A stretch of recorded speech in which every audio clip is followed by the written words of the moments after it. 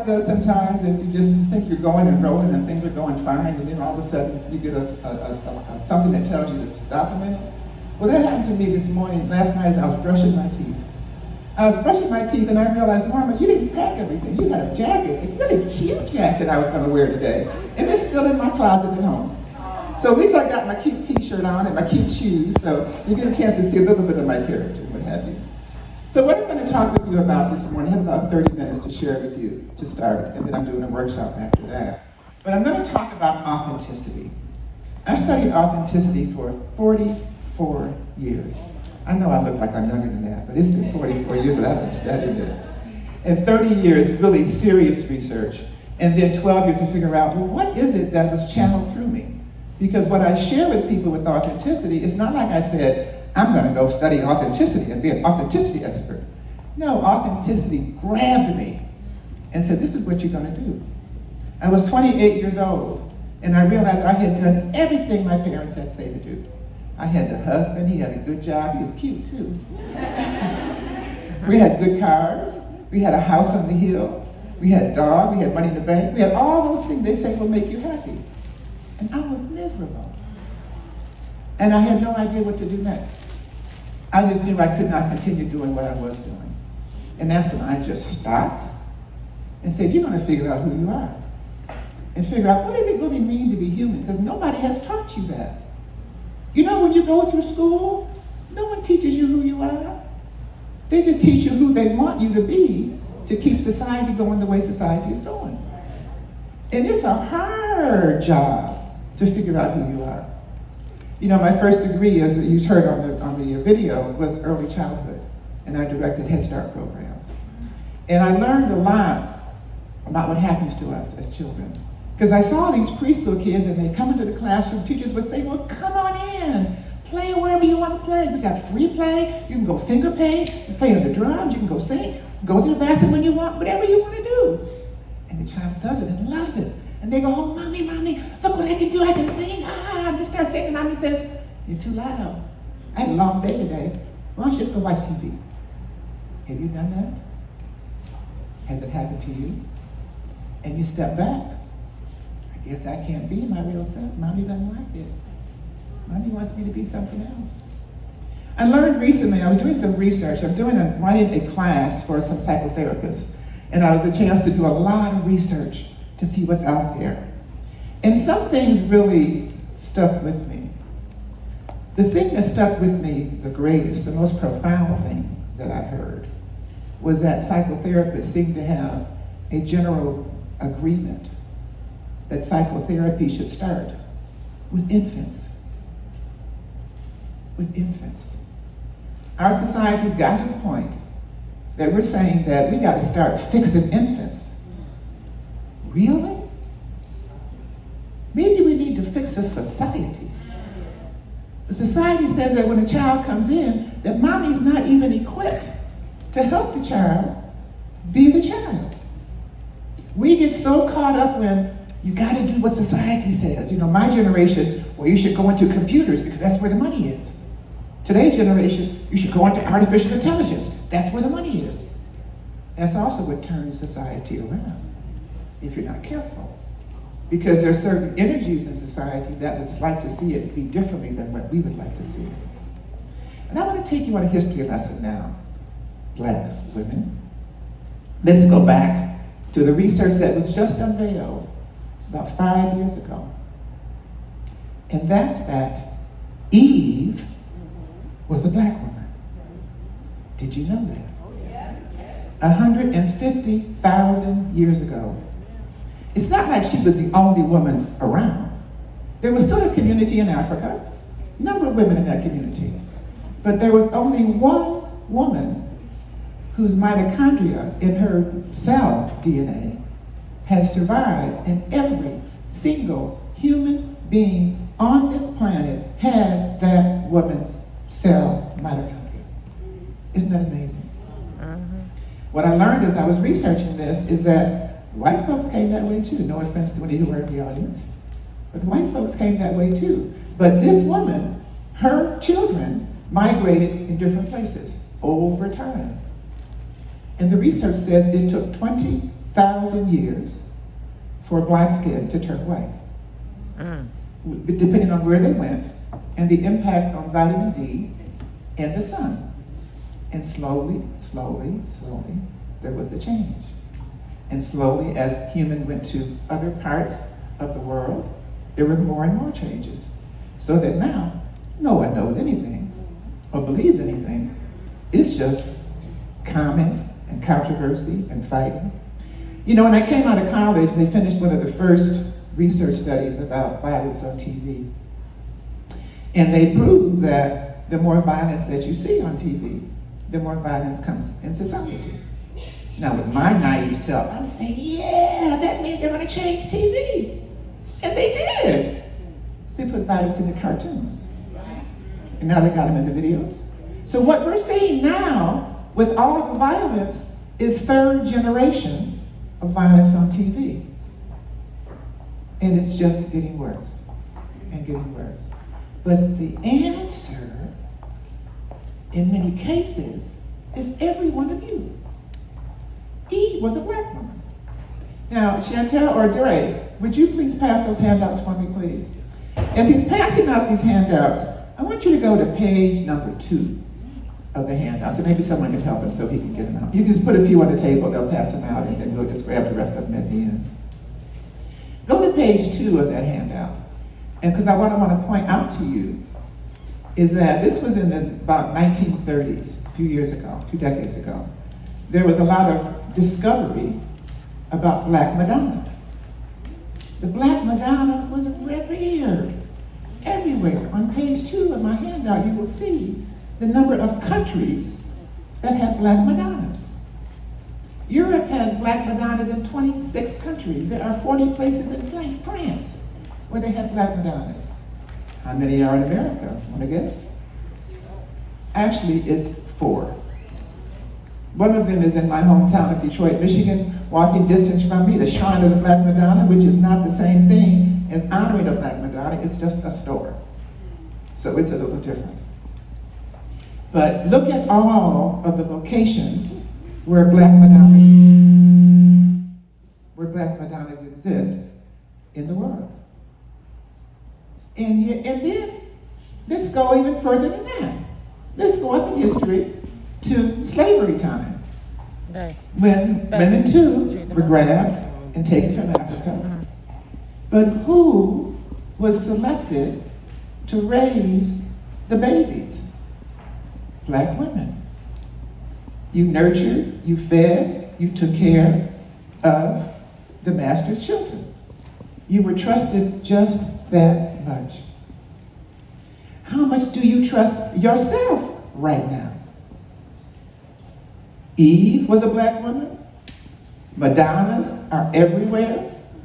Black women are revered everywhere they go, except maybe America, and except among each other. I mean, you want to be upset? Go watch a black woman gossip. Okay? So what can you do differently? How can you be more authentic? How can you help your daughters, yourself, be more authentic and move further in life? Well, you know, what I'm amazed at, when you look at God's work and the power of God, and I look at how God directed me from 28 to now to develop a program on authenticity. And I have programs, plural, on authenticity. I've been working really hard on this for a long time. You know, anyone that's successful knows you have lots of sacrifices along the way. My daughter is here and she can tell you the sacrifices I've made, many of them, to get to where I am now to share with you. And trust me, it hasn't been because business is to make money, because I ain't made much money, but I've touched a whole lot of lives. And I have a whole different definition of what wealth means. I'm going to share that with you in the workshop that I'm doing after this session. In my work with authenticity, I developed an authenticity grid that you saw in the film. And that grid has a whole assessment that's attached to it. I'm going to give that to you in the workshop after this class. And it's going to tell you more about yourself. Now, there's actually 2 workshops after the class. And it's very the interest is to make sure that it's equally serviced. So if you don't get in my workshop, I'll be here all day. and I can give you the assessment one-on-one. So not worry about it. You will be included if you're not there in the class. But this whole thing about authenticity, I studied it to the point that I know what it means to be authentic.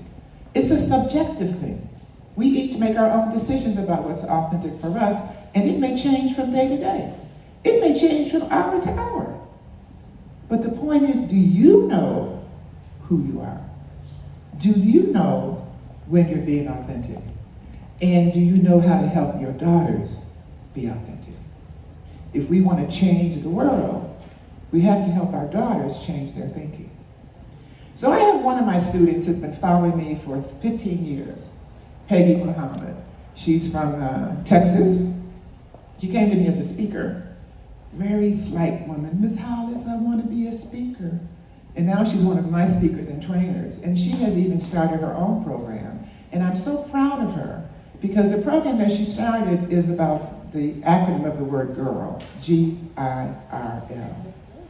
And what she says, GIRL is Goddess in Real Life. Isn't that fabulous? Goddess in real life. So that's what all of you are.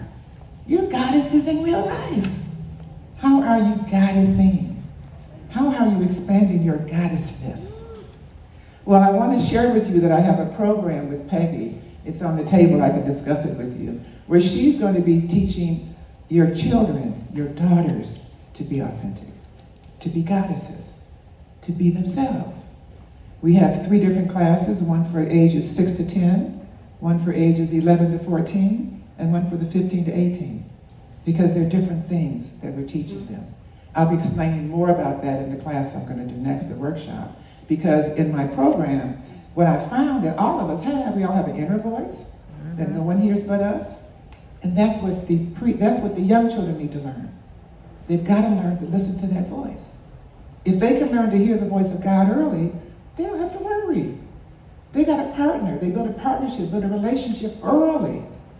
And they have the power to move themselves forward. The next part of our voices is the outer voice. That's how people perceive you. And that's for the 11 to 14-year-olds. Those are the ones where, junior high school is kind of tough. Everybody wants you to do this and do that. You don't know who you are. You're just following the crowd, right? And you're trying to have friends, and the friends are messing over you. Watch my language in a minute. Messing over you. And don't tell me what, we don't teach you self-awareness. You learn through the bullies, right? Then you got to unlearn the rest of your life. Well, scratch that. Help them early to know who they are, to realize their goddessness, to realize they represent Eve. They represent the black bananas. Help them get that image. Help them believe it, because then they can do so much. Remember what you were passionate about when you were a child? The passion didn't go away, did it? You might have tucked it away somewhere and not used it, but it's still there. And it's knocking hard if you're not listening. And that's what I do with the adults, to help you become more authentic, to help you dig in deep and find that passion that's been hiding, but it's knocking. Maybe you know what it is, you feel it, but you don't know what to do about it. I can help you find it. I can help you to activate it. I'm a catalyst, and my team is a catalyst, and we help you activate authenticity. And I'm also looking for those of you that would like to teach this. I have over a dozen people now that I've taught as I certify speakers, coaches, and facilitators. And I'm happy to say that we are going into corporate market. Last week, I'm excited about that. Last week, I fired myself. I've been the CEO of my company now for, a decade or so. And I've made so little money. But I've touched a lot of lives. I've met my objective. But last week I said, Norma, it's time for you to be authentic with you. You suck as a CEO. So stop doing it. Why are you trying to do something you don't do? Well, that's what you teach people. Do what you do well. I love training. I love doing the research. I'm jazzed by the research that I just did because I found that there's a huge gap that reflects the work I've done. The work I've done is how to help individuals become authentic. All the research out there has to do with ideas and philosophies and reading things, but authenticity is about feeling. Authenticity, intuition, communication, all that's about how you feel and how you interpret your feeling and what you do about it. And that's what I would like to teach you. And those of you who are interested, if you're in transition, so you're retiring, looking for something new that allows you to help other people. You're a coach or a speaker and you want to do more, you want a new platform, you want to expand, or you want to be one of our teachers, or you just like me or like authenticity and you want to learn more. But I have a whole team of multi-ethnic, multi-gender, well, just one man right now, but he's really good. But I have a number of people, all ages, all groups. The one that followed me from China, Dell, she's been following me since 2018. She came out here to America, and she wanted, because she couldn't go to church. If you go to church in China, you get ostracized, or you get put in jail. And she was curious about God. So I took her to 3 black churches one Sunday. She said, I feel it, I feel it, I feel it. And whenever she comes to visit, she's in Missouri now, she's got her master's degree, she's gotten married, she's having a great life. Whenever she comes to visit, we gotta go to church, we gotta go to church, she says. So you never know who you're touching. That's right. You never know what they can do with what you touch them with. So keep on touching. That's right. Keep on loving. Find your own authenticity and step into it. If you have to fire yourself, do it. If you have to I fired 2 men to do this work because it wasn't in alignment. So much about being in alignment. Well, I didn't have my watch on, but I know my time's about up because she kind of pays it now. But that's fine, I understand. So I do hope to see you, if not in my workshop, which is next. I'll be here under my table. I'll be walking around with no jacket, but you can recognize me by my t-shirt, right? So I want to thank you so much for your time. I look forward to sharing more with you. Have a great day. Go ahead, Mommy.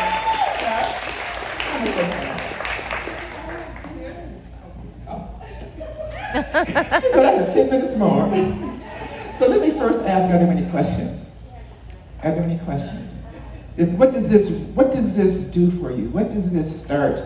Does this start a rolling of the rushes in you? Does it remind you that you haven't done something that you need to do, that you've been thinking about? Yes. What is your training program? My training program, the signature program, the initial program is an 11-week training. It's a weekly program. It's 2 hours. The next class starts December the 4th.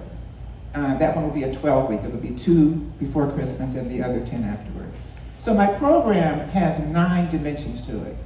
The Authenticity Grid has 9 dimensions. So we go through each dimension 1 week. We spend a week on intuition. So the dimensions are, as a matter of fact, Dre, there's a stack of postcards back there somewhere. And I'll give each one of you a copy of my grid. And that is what we teach. We help you go inside.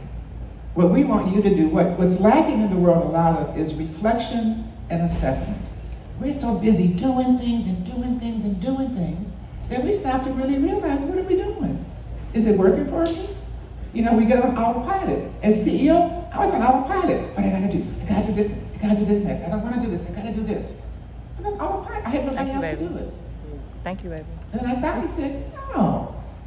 Get off autopilot. Yeah. You don't do this well, don't do it.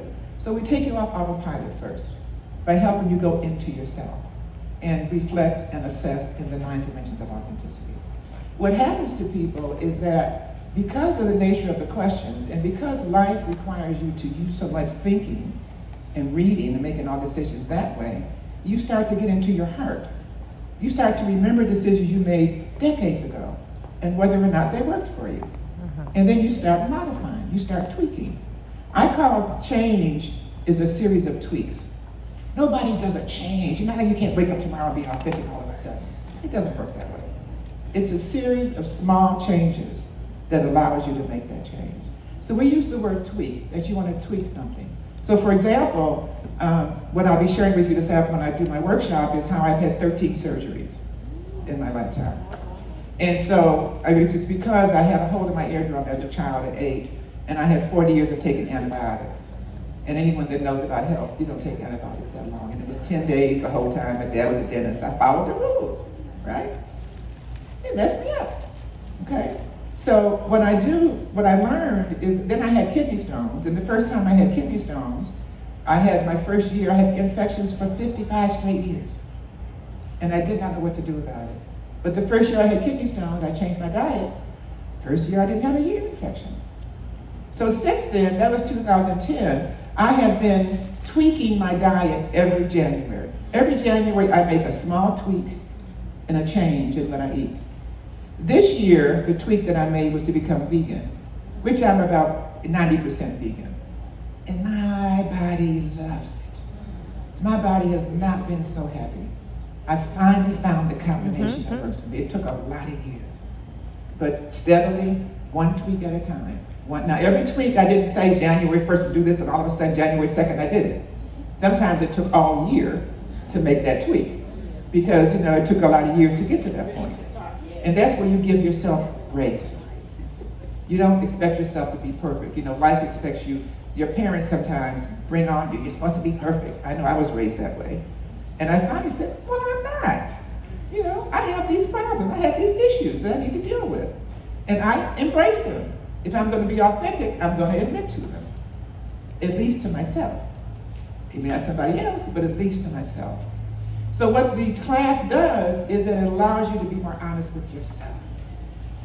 And that's a challenge, because we all fool ourselves. And you know how you make slight adaptations? Something doesn't work, and so you adapt. And so you adapt. And so you adapt. And after a while, I don't know who this is. I've adapted so much, I forgot who I am. So it brings you back to you. People that take my class, and I don't even teach it anymore. I have trainers that teach it. And I'm looking for more trainers to teach it as well. So they step out, they come out with so much more confidence and so much more courage. When I did my research about 2 or 3 years ago on authenticity, what I found is that the greatest challenge, fear, frustration people have about authenticity is speaking up. Afraid to say what's on their mind, whether it's to a boss, to a child, to a spouse, to a friend, to a parent. Just say what's real. But sometimes you don't know yourself. So we help you get in touch with yourself. So that's the first part. That's the 11-week program. It's we have payment plans. It's a $3,000 program. We can pay it. We can do it in a number of different ways. The next one starts December the 4th. And we'll have some other ones start in January. The prices are going up next year because I had to hire a CEO. So the prices go up now. So, and then after that, if you want to go further, I have certification programs for speakers where we teach you how to administer the authenticity assessment. And we put you in the corporate places where you can do that. We have certified coaches where you coach people to add the assessment, which you'll take after the workshop. And then you can give that to your own clients. Or you can be one of our coaches. And then the facilitators do it all. And they're the ones that help to grow the program. The ones that I now have 5 key people. And every one of them have had a relationship with my program. So I didn't have to hire anybody off the street. So I just let God lead it. I said, I'm at the helm, sure. But if I listen, I get direction all the time. Because I built my relationship when I was 8 years old, and I had the problem with my ear, and the adults couldn't help me, and the voices started talking to me, and I listened, and I've been building the relationship ever since. And so that's what I teach you to do, to build that relationship. Because when you have that guidance, people say oftentimes, God is with me. But my question is, are you with God? Who is the architect? It ain't you. You may be architecting your life, but if you use your life with the direction that you're given from your inner voice, then no matter what happens. I'll say this, and I think I'm sure I'm out of time by then, but I spoke to a group of coaches in India this past week. And when the guy introduced me, he said, authenticity means when things happen in your life and they don't bother you. And I just chuckled. Because 2 weeks ago, the mechanic fixing my car drove it on the freeway and totaled it. It was my little itty-bitty Mercedes-Benz that I was so happy to have. And I still owe some money on it. And he didn't even tell me. He didn't get back to me that day. And he finally got back to me at 3 o'clock in the morning. I'm just getting out of King Hospital. I have 2 fractured ribs and I have a concussion. I was in an accident. And I'm saying, oh, I'm so sorry for him. I didn't know it was an accident in my car, but that's what it was. And I didn't find out for a week later because he was too embarrassed to tell me. But I rolled through it all. I had one of my friends took me down, and he said, I'd be so pissed with him. I said, for what? Right. Because that's going to mess up my energy. And I need my energy. What my grid is an energy grid. It helps you look at the energies that flow within you and how they're connected, how they're interconnected, and how you strengthen yourself by finding out where your strengths and vulnerabilities are on that grid, which is what I'm happy to share with you in the workshop, at my table, in a call, however. So I met several of you already. I hope to meet all of you before the day is out. And I hope all of you have a fabulous day today. Thank you so much. Woohoo! Go ahead, mommy.